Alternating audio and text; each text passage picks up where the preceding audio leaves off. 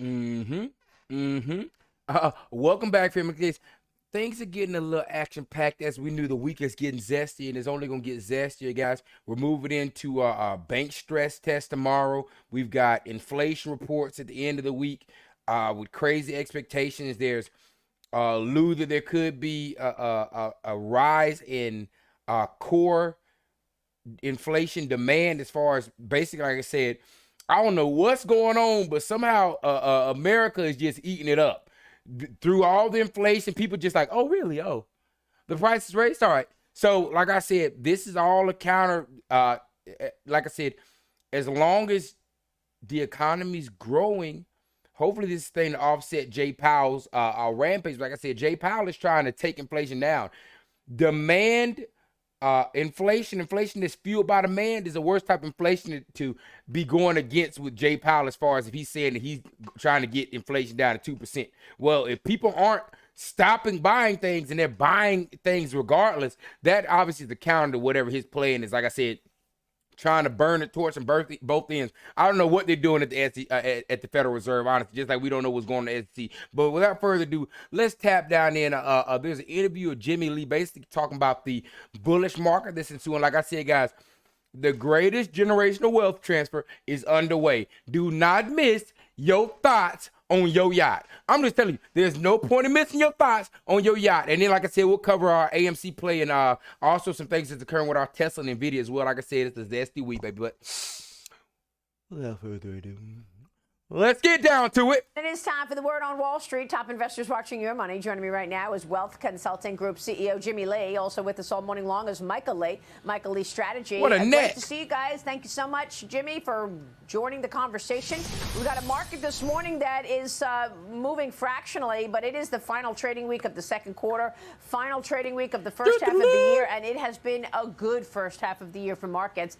We've got some economic data on deck this morning that we're waiting for. Durable goods. Guys, expecting long term, the next 6 months, like I said, the market is going to be good. What goes on in the economy, I have no idea. But the fact that Russia had basically a civil war on a Saturday through Sunday, whilst we was out here drinking and parlaying and watching AMC videos, and our market just ate it. That's bullish. I'm bullish. And of course, later on in the week, we've got the final read of first quarter GDP on Thursday and the May PCE index on Friday. Pause it if y'all Jimmy, need what do you to. want to do in terms of investing for the second half of the year after we saw a huge rally in big tech first half, NASDAQ up 30%? Good morning, Maria. And as you know, I've been fairly bullish all year long. That man got thoughts on his yacht. And I'm telling you, I still think that the sentiment is very negative out there, which to me is a positive thing for people that are looking for opportunities like myself and other investors. Guys, I know that people are looking, like I said, like I screamed to everybody. The time is now to be buying a tech. I know you're like, oh, well, Nvidia's at 400. Guys, I don't know. Obviously, like I said, we can't get financial advice. All we can do is just go by what I'm seeing and what's going on. The bull rally hasn't even started. You're seeing the things wake up in crypto. Guys, there's a bullish market that's about to ensue. Institutions are still highly underinvested, are going to have to reallocate their money to these stocks and assets. Do not be fooled. Even if you need to go on Webull and buy your fraction shares, y'all check out the description. Help the channel out. Get us both some free stocks. Click that description. But Webull, I don't know if Moon, I forgot. There's a couple.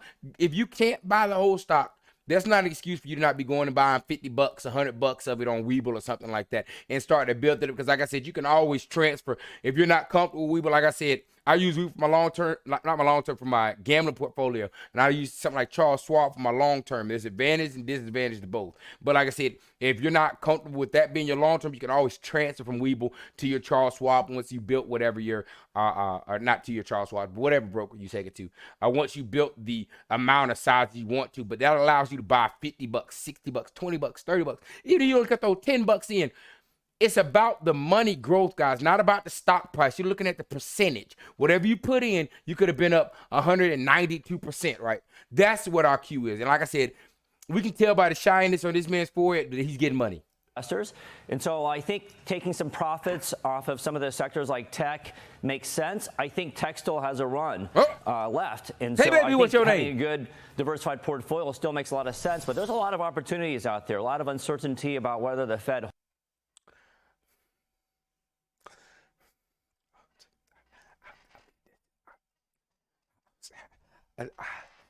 I say it every day.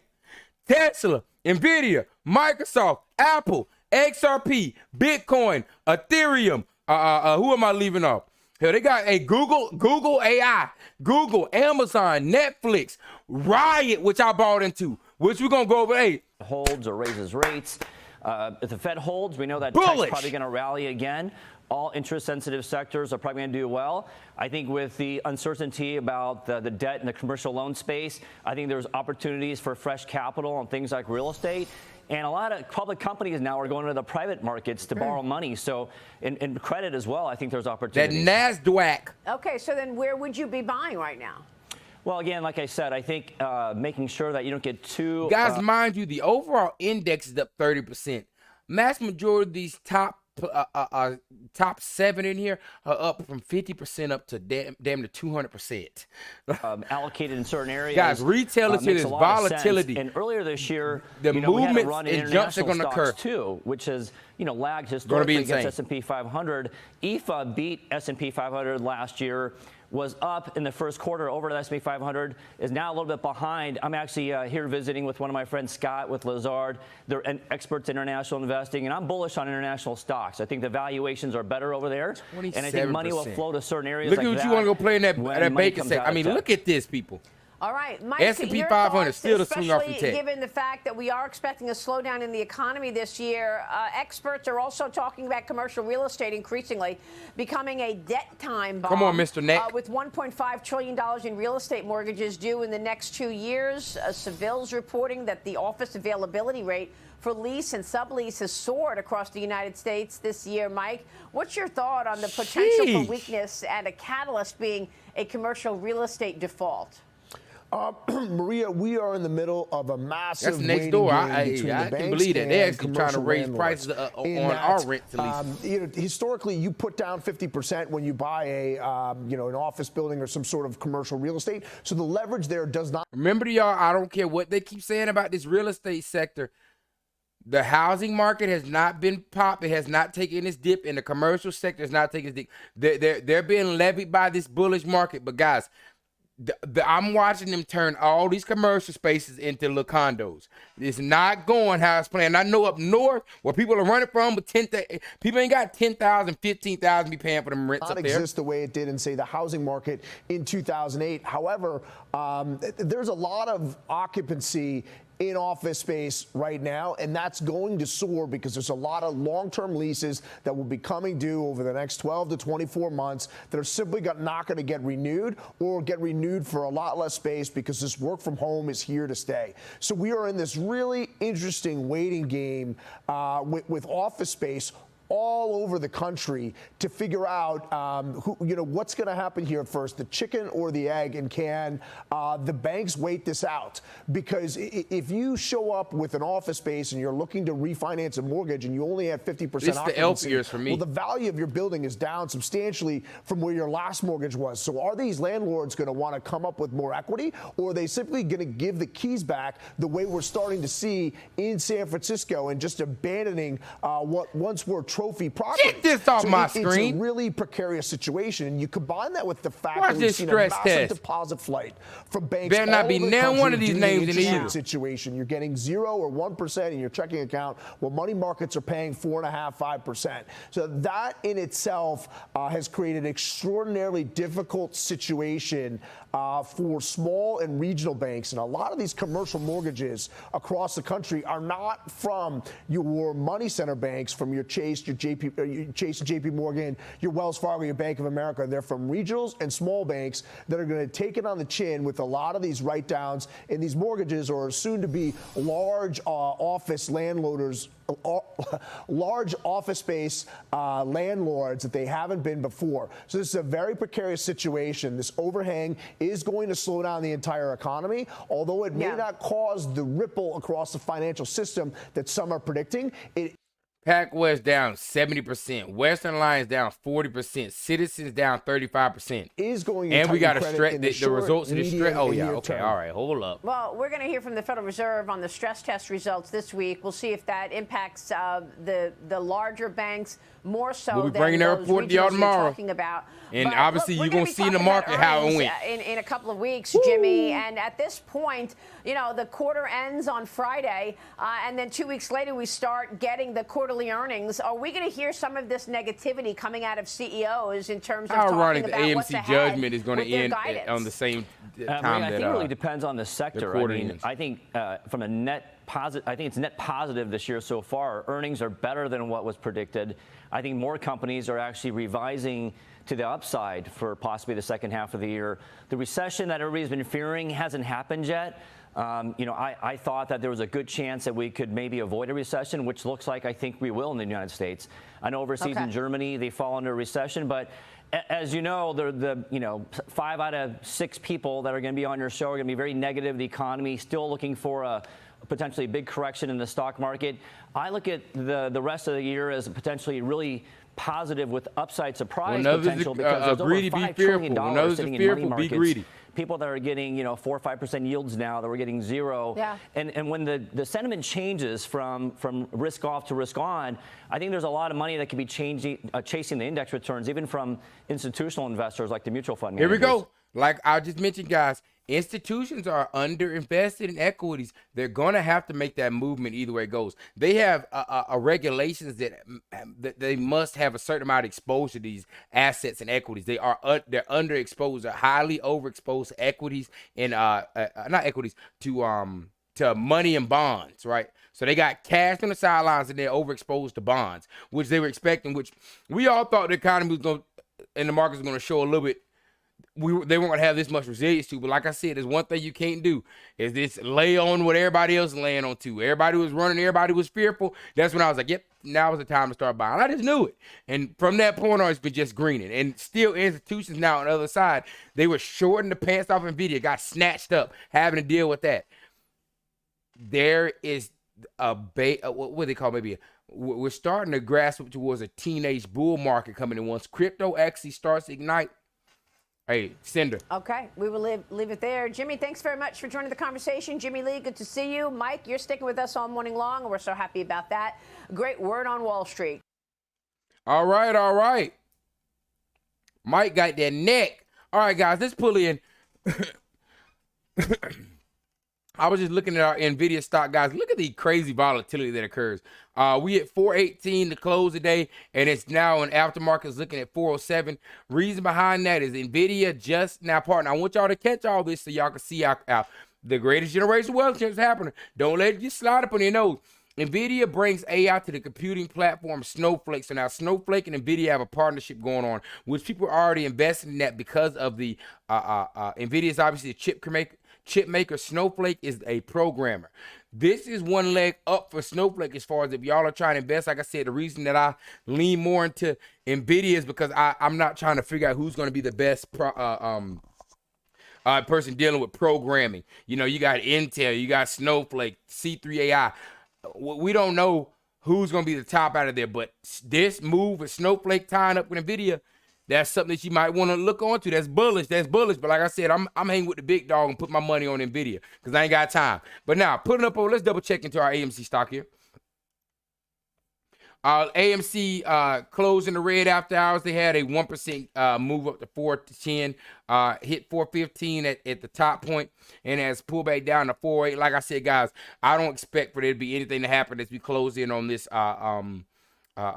hearing that comes in. And again, as we have to clarify, but now, you know, people starting to come around now. Everybody on the YouTube space saying the same thing. You need to have a plan and preparation, guys. We have expectations. Nobody wants a reverse split to happen. Well, we haven't had any inkling that it is not going to happen, that Judge Zern can stop it. Like I said, there's two settling parties, so we've got to be prepared for that.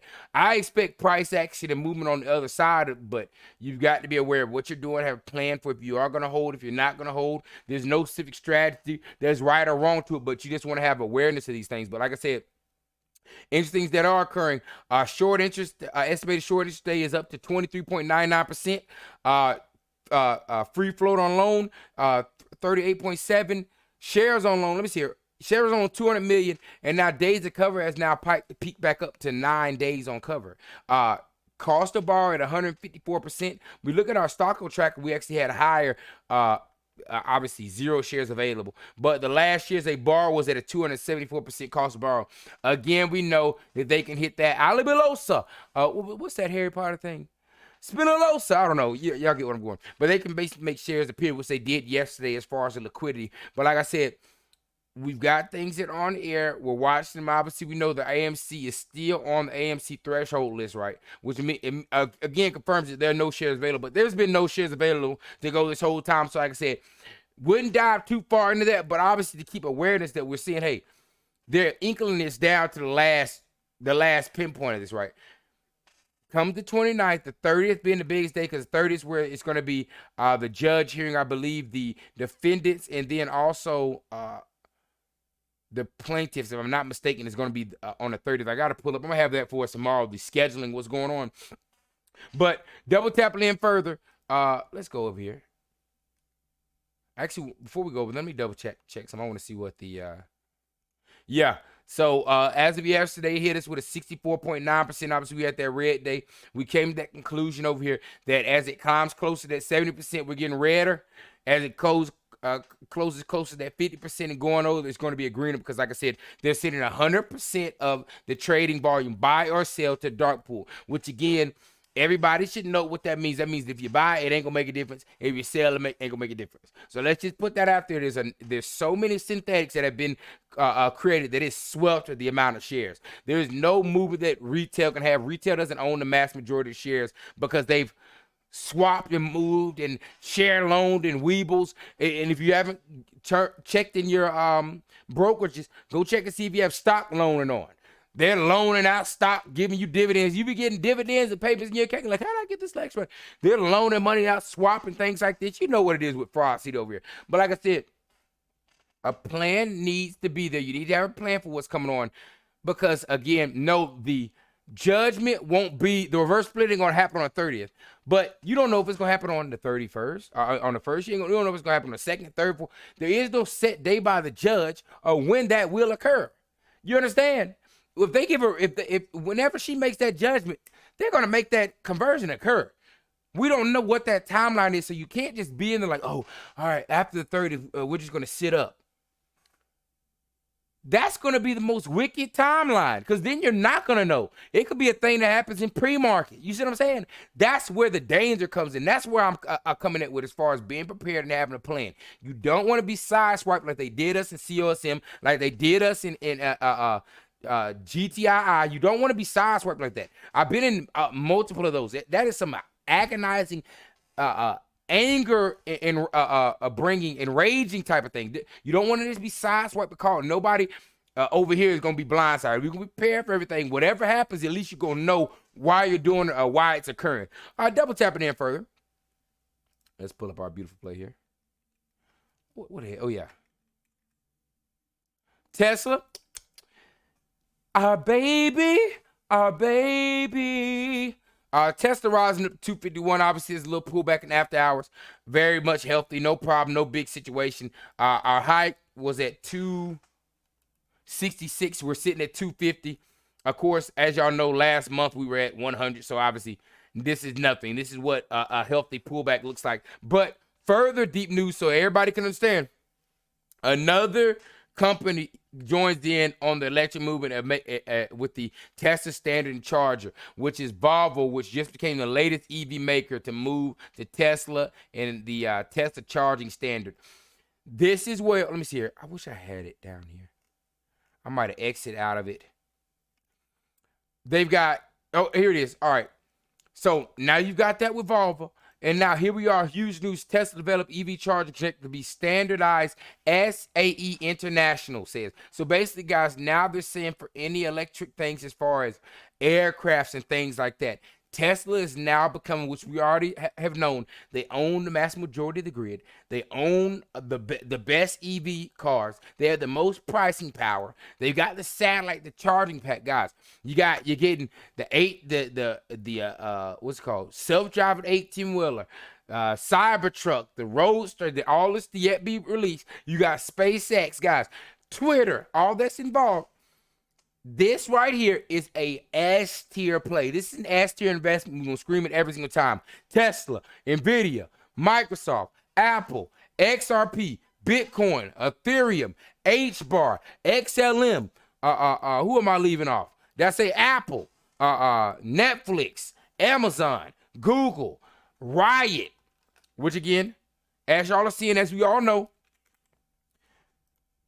BlackRock is pushing towards having a Bitcoin ETF, as we all know. And then also, what was the other period point? BlackRock ETF. Oh, and then the EDX exchange that has already started up, which basically is a exchange amongst institutions backed by Charles Schwab, Citadel Capital, and I think it's, who was that third? Was it BlackRock?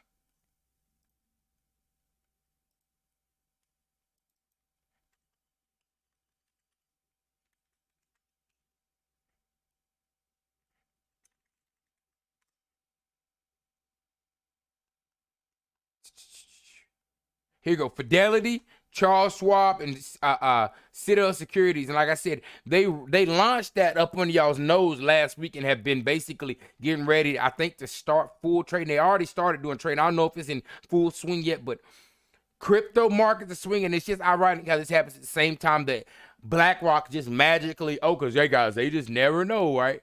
It's opening up a Bitcoin ETF. The time to be loading up, guys. The greatest generational wealth transfer is happening once that ship leaves that station. Don't say nobody was sitting up there trying to scream to y'all what's going on with it. But like I said, guys, much love. Y'all know what time it is. It's getting zesty. We're going to obviously come back in with our report tomorrow. Hold on to your seatbelts. Get ready. Volatility is going to enter in between these next 3 days, whether it be just for the meme stock sector or whether it be the market in general, because of the things that are coming with the banking stress test and then the inflation reports. We got volatility that's going to enter. It could be good. This could be a thing that could send everything up, right?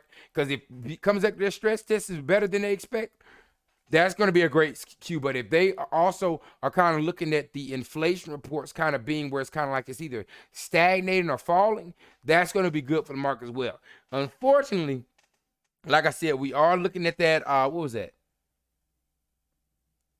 On core demand-driven inflation, the year-over-year is slightly trending up. So, like I said, we're just going to have to see how Jay Powell responds to that on Friday. But like I said, it's going to get a little zesty in there. But as y'all know, baby, much love to all y'all. Y'all know I love y'all for all the support. We're going to keep bringing bagels. We'll keep bringing information. Be prepared for the least expected and expect the worst. Do you hear me? That's all we stand with. Much love to y'all. Y'all hold it down. You already know what time it is.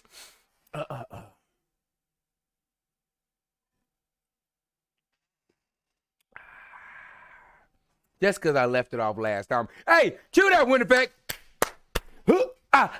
Yes, sir. Why the wind effect running? Yes, sir.